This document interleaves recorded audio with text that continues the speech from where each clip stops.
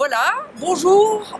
Aujourd'hui, nous avons l'autorisation de Nicolas Hulot de filmer sa conférence. C'est la première partie de sa conférence où il nous raconte les 25 ans d'Ushuaïa. Ushuaïa, c'est quand même 600 émissions. Et voilà, on va garder quelques morceaux de cette conférence, les morceaux choisis que Nicolas Hulot nous a autorisé à diffuser sur Oltomé à lu pour vous. Bon amusement!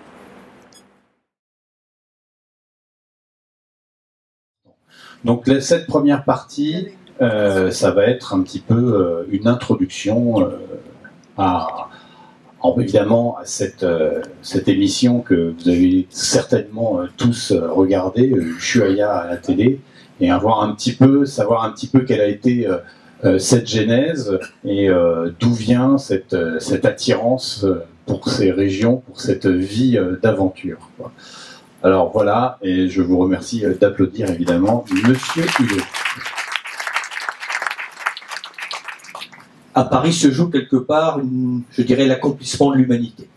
Pas un simple enjeu environnemental, c'est pas simplement de protéger la planète. Vous savez, Nicolas, l'autre Nicolas que moi savons très bien que la planète pourrait très très bien se passer de l'humanité.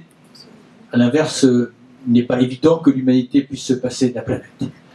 Et donc c'est bien un enjeu profondément humaniste qui nous anime les uns et les autres et qui réunira pour la première fois dans l'histoire de la communauté internationale l'ensemble des responsables politiques existants. Et à Paris, nous sommes sur une corde raide où nous pouvons basculer vers une forme d'ambition, faire un saut qualitatif à l'ensemble de l'humanité ou une forme de résignation et sacrifier l'avenir au présent. Donc c'est un moment assez déterminant. Et je vous propose qu'on en parle la prochaine fois.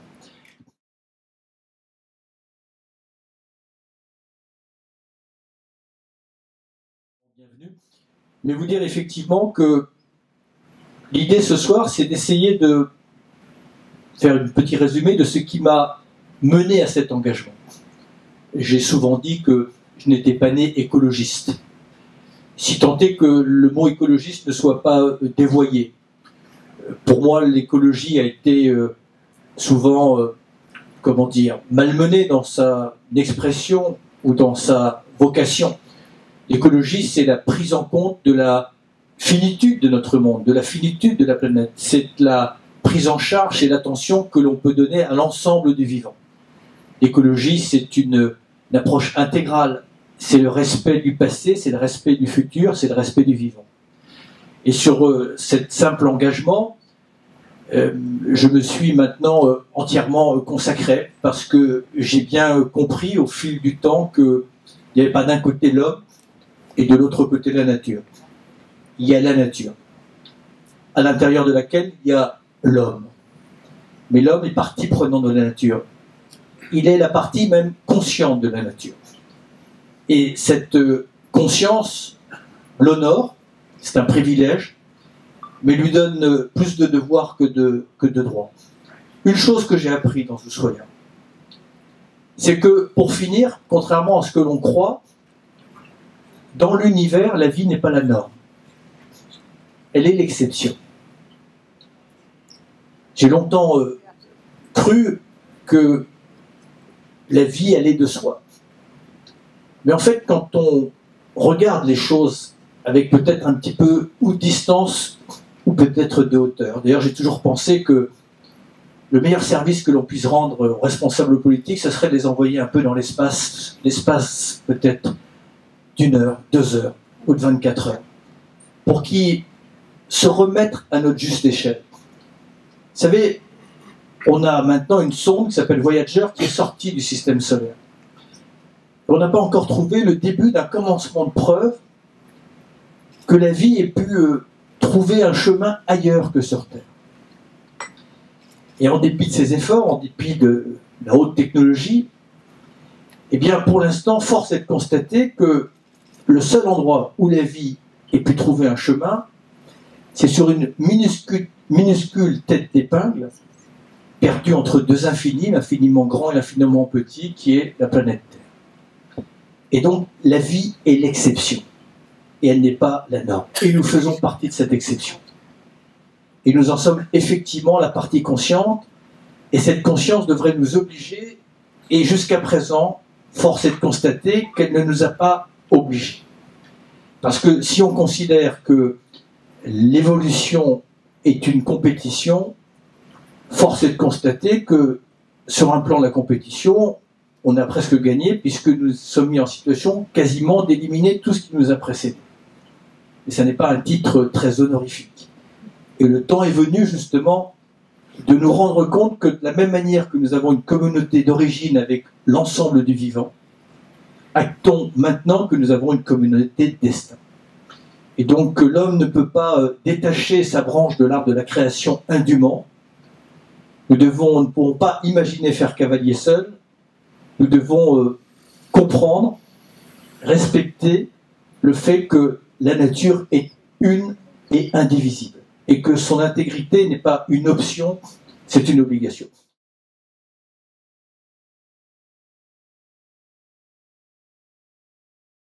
Alors, Ushuaïa a démarré en 1987. Au retour d'une expédition que j'avais faite 2 années de suite, une première année avec échec et une deuxième année avec un peu plus de succès, que j'avais fait avec un garçon qui s'appelle Hubert de Chevigny. Nous avions décidé, tous les deux passionnés par l'histoire des pôles, et plus particulièrement par l'histoire du pôle Nord. Et nous avions décidé, évidemment, d'une manière excessivement prétentieuse, vaniteuse, comme on peut l'être quand on a la trentaine, d'apporter notre petite contribution à l'histoire des pôles. Il se trouve que, par un certain concours de circonstances, j'ai eu la chance de rencontrer Paul-Émile Victor. Il fait partie de ces hommes qui ont marqué mon itinéraire, qui ont marqué mon enfance, et que j'ai eu la chance non seulement de rencontrer, mais qui, la deuxième fois où j'ai décidé de tenter d'aller au pôle Nord géographique, m'a eu l'humilité, lui, ce grand homme, de venir nous accompagner simplement pour le plaisir de fouler à nouveau la banquise. Et donc, pour revenir à l'année 86, c'est l'année 87, juste à l'aune de Ushuaïa, nous avions décidé d'aller au pôle Nord géographique en ULM. La première année, ça a si mal volé que nous avons fini, évidemment, en nous crachant dans une colline. Ça a mis fin à la première tentative. Et l'année d'après, avec un petit peu plus d'expérience, sous le conseil avisé de Paul-Émile Victor, qui lui-même avait été pilote dans l'aéronaval, nous avons réitéré cette expérience. Nous sommes partis d'un endroit probablement que tu connais, de Resolute Bay. Notre camp de base, qui était à Resolute Bay, nous a dit « Vous allez avoir une ultime petite fenêtre. Et après, le temps va empirer et la glace va commencer à fondre. Donc c'est maintenant ou jamais. » Et donc là, nous avons décidé de tenter le dernier vol pour le pôle. Et puis on a mis les gaz à fond. Et puis on a tiré le manche au dernier moment. Et par chance, ça a décollé. Et quelques heures plus tard, nous nous sommes posés sur le grand clou, comme disent les Esquimaux, le toit du monde. Je me suis posé avec moins d'un demi-litre de carburant. Et 2 jours après, un vieux Dakota est venu de Resolute Bay. Et quand il s'est posé, qu'il s'est immobilisé avec un moteur qui restait en action, sa porte latérale s'est ouverte. Et là, j'ai vu la silhouette d'un monsieur qui avait déjà 80 ans. Et l'échelle est tombée, il a descendu les 3 marches, il a posé ses pieds sur la banquise, il s'est agenouillé, il a embrassé le pôle. C'était Paul-Émile Victor. Paul-Émile Victor, c'était un ethnologue. Et il n'avait absolument aucune raison, en tant que scientifique, d'aller au pôle Nord géographique, puisque les Inuits n'y ont jamais habité. Mais le petit garçon, l'enfant, le poète qu'il a toujours été, avait rêvé d'aller au pôle Nord géographique. Mais comme ces scientifiques rigoureux de cette époque-là, jamais il ne lui serait venu à l'idée de dépenser de l'argent simplement pour satisfaire un rêve de gosse. Mais l'opportunité que nous lui avions donnée à 80 ans de pouvoir satisfaire ce rêve, j'ai vu cet homme pleurer. Et j'ai vu ses larmes se transformer en petite perle de glace. Et là, je me suis dit que j'avais en face de moi un grand bonhomme. Parce qu'il était venu sans aucune quête de reconnaissance, personne ne l'a su, il n'avait aucun rôle. Il était simplement venu pour embrasser le pôle. Et tout ça pour dire que j'ai eu cette chance dans mon parcours, et c'est probablement peut-être la plus belle des redevances de croiser comme ça des hommes ou des femmes exceptionnels. Et chemin faisant, notamment évidemment sous le fait, sous l'expérience unique, imprévisible pour moi, inattendue d'Ushuaïa. Évidemment, tout cela a remis en cause un certain nombre de préjugés. Vous savez, Einstein disait « Il est parfois plus difficile de briser des préjugés que des atomes ». Et c'est vrai que ça prend du temps. Mais Ushuaïa a été évidemment, je dirais, une expérience inestimable. Inestimable d'abord parce qu'elle s'est déroulée à un moment très particulier de l'histoire de notre planète et je dirais même de l'histoire de l'humanité, dans une fenêtre qu'on ne retrouvera pas. D'abord, dans des conditions géopolitiques où les premières années d'Ushuaïa, aucune frontière ne nous était interdite. On pouvait, à l'époque, à la fin des années 80, aller en Afghanistan, aller au Pakistan, aller au Nigeria. Et lorsque Ushuaïa s'est arrêté il y a 3 ans, toutes ces frontières nous étaient fermées, l'Iran nous était fermé, l'Afghanistan, le Pakistan, mais même, je me rappelle avoir annulé au dernier moment un tournage dans le sud des Seychelles, à Aldabra, simplement parce que 3 semaines auparavant, un voilier s'était fait pirater. Donc nous avons bénéficié d'une espèce d'accalmie dans les relations entre les hommes qui faisait que tout nous était ouvert. Deuxièmement, je dois dire très honnêtement que nous avons bénéficié, pour des gens qui étions avides de grands espaces, de voyages, de découvertes, de rencontres, évidemment d'un modèle économique audiovisuel qui ne se reproduira plus jamais. Partions à 30, à 40. L'idée était d'investir un lieu et puis d'être autonome. Et là, de prendre notre temps et de rayonner, d'observer. Et dès lors qu'on a du temps, évidemment, la nature vous sourit.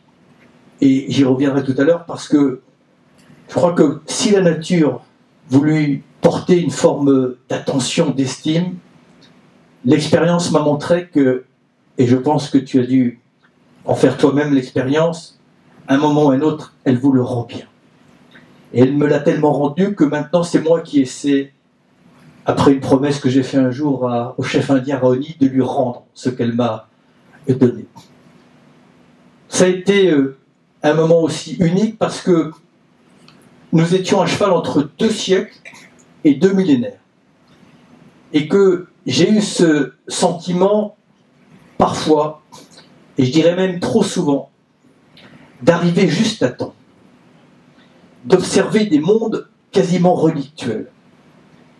Et l'expérience me montre, avec du recul, qu'il y a énormément de choses, d'écosystèmes, de paysages, d'univers, que nous avons vus et que nous ne pourrons plus revoir.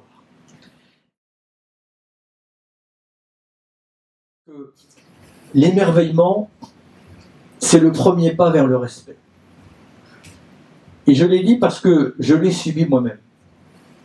En fait, cet émerveillement qui a été permanent pendant ces premières années, émerveillement des hommes et des femmes que nous avons rencontrés, ces peuples premiers que nous avons commencé à visiter, émerveillement évidemment des paysages, émerveillement évidemment de la beauté de la nature. C'est un lieu commun, mais un point quand même qui, à un moment ou à un autre, vous interpelle. Vous vous dites que cette beauté ne peut pas être sans objet. Vous dites que si cette beauté émeut toutes les cultures du monde, si elle est à ce point un langage universel, il doit y avoir quelque chose de mystérieux ou de sacré derrière. Et puis, émerveillement surtout, à mesure que nous passions d'une vision un peu superficielle des choses à une vision peut-être un peu plus instruite, émerveillement devant l'ingéniosité de la nature. Et je crois que c'est probablement moi ce qui a beaucoup contribué à mon attachement, au fait que j'ai eu le sentiment de me relier à la nature. Parce que ce que l'on met souvent d'un mot qui est une forme de facilité de langage, quand nous disons les animaux ont un instinct incroyable. Mais l'instinct, de notre point de vue, c'est souvent une forme de condescendance que nous avons pour les animaux, comme une qualité inférieure à l'intelligence. Moi, je ne me suis pas fait ma religion là-dessus. Je ne suis pas convaincu que l'intelligence soit supérieure à l'instinct ou que l'instinct soit supérieur à l'intelligence. Je pense que l'instinct, c'est une forme d'intelligence accomplie. Je ne suis pas sûr que nous ayons accompli encore la nôtre. On a encore un peu du chemin là-dessus. Mais j'ai observé de tels mécanismes d'adaptation, d'évolution, pas simplement d'ailleurs dans le monde animal, mais également dans le monde végétal. Il faut dire que j'ai eu de sacrés professeurs. Francis Allais, dont je vous invite à lire éventuellement un jour un monument qui est le plus beau plaidoyer pour le monde végétal, l'éloge des plantes. Et c'est vrai que quand on voit avec quelle ingéniosité certaines plantes vont compenser ce handicap qu'elles ont par rapport aux animaux qui sont des êtres animés et leur fixité, eh bien tout ça vous rend, je l'espère, un peu plus humble. Et surtout, vous nourrit de respect, d'émerveillement permanent. La nature est un réservoir d'émotions infini.